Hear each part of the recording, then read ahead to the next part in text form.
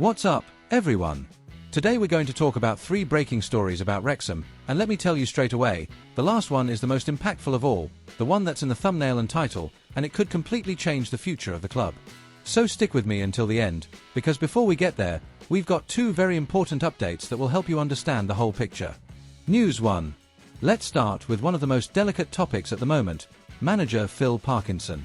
Things aren't looking easy for him either on or off the pitch. And it's no surprise. Wrexham have spent heavily this season, almost £40 million on signings, including bonuses and performance clauses.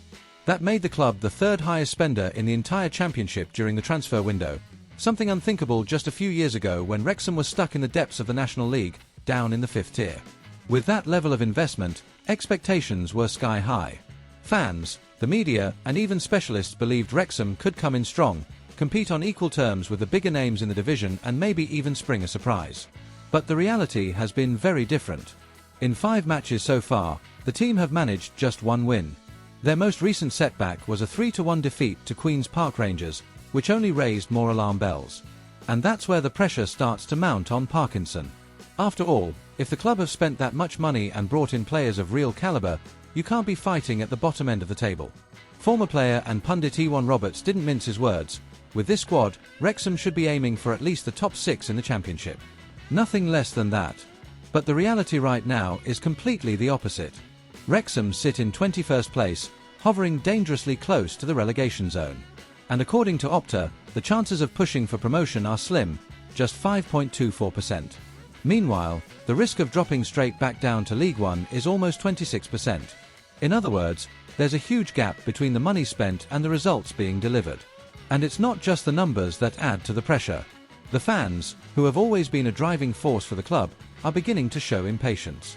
Many are asking the question, is Parkinson still the right man for this project? Of course, he's already proven himself capable, bringing Wrexham back to the championship after 43 years. But football is unforgiving, and demands results immediately. The big issue now is that there are no excuses left. Parkinson has one of the most expensive squads in the league at his disposal, full of players who've already shone in higher divisions. If results don't come quickly, the conversations about his future in charge will inevitably grow louder. And the board may find themselves forced into making tough decisions. In short, Parkinson is facing the most delicate moment since taking charge of the club. It's a real trial by fire to prove whether he can not only keep Wrexham in the championship but also push them to dream of greater things. News 2. Now, moving away from the pressure on the manager and heading straight onto the pitch, we have a development that could bring some hope to Wrexham supporters. The name is Ben Sheaf, a midfielder who recently arrived from Coventry City and who is already beginning to show why he could be a key player in this squad. Sheaf only joined the club a short time ago, but he has already made his debut, coming off the bench in the defeat against QPR. And even with the negative result, he caught the eye with his positioning and reading of the game. It did not take him long to share his opinion on what needs to be done for Wrexham to turn the corner this season. In his view, the issue does not lie so much in attack. On the contrary, the team is able to create chances, reach the opposition's goal, apply pressure and demonstrate attacking quality. The real weakness, according to Sheaf, is at the back, in defence. Wrexham struggle to hold their shape when under pressure, and that undermines all the attacking efforts. And the solution, according to the player himself, is no complex secret. It is about doing the basics well. Marking with discipline, closing down spaces, avoiding silly mistakes and, above all, putting together a few matches without conceding goals. In practice, what he is saying is that if the team can build defensive confidence, results will naturally begin to follow, because this squad already has plenty of attacking talent.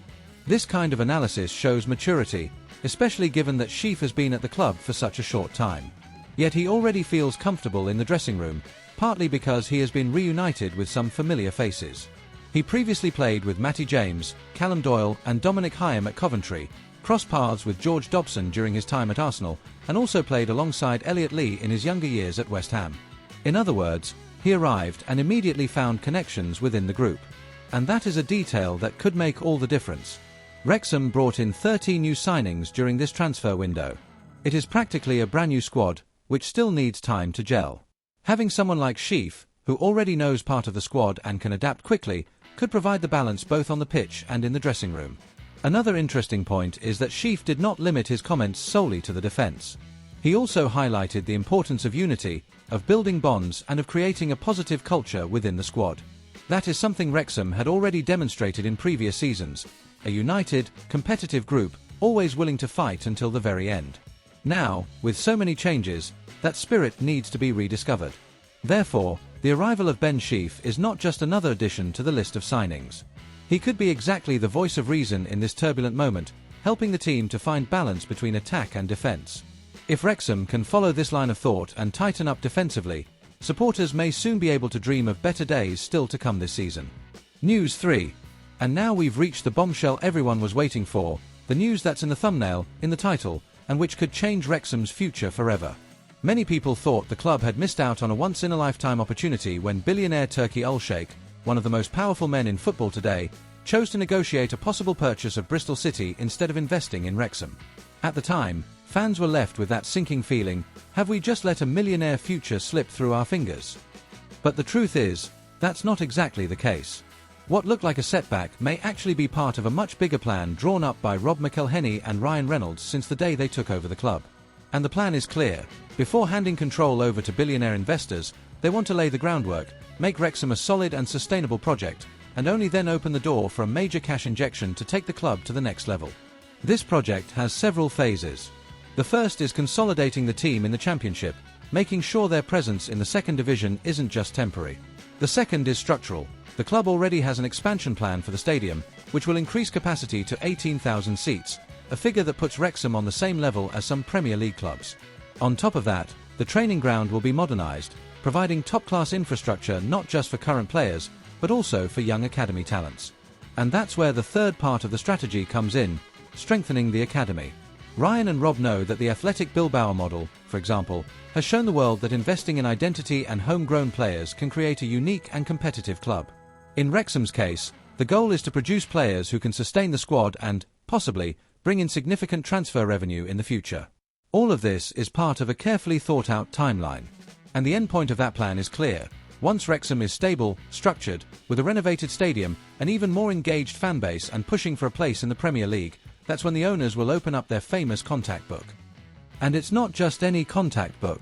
Over the past few years, dozens of billionaires have already approached Ryan Reynolds and Rob McElhenney with an interest in investing in the club. Until now, they've held back.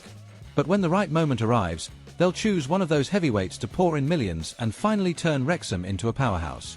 So, the absence of Turki Al-Sheikh is not a defeat. On the contrary, it shows that the owners are not in a rush and don't want to skip steps. They know this is a game of patience. The billionaire investment may not have happened yet, but the truth is the plan is much bigger, and in the long run it could put Wrexham among the strongest clubs in English football. And that's the big bombshell of the day. Wrexham are not just thinking about surviving in the Championship. They're aiming high, aiming at the Premier League and, who knows, at becoming one of the most fascinating clubs in the world. So then, what do you all make of these three stories? Can Parkinson handle the pressure?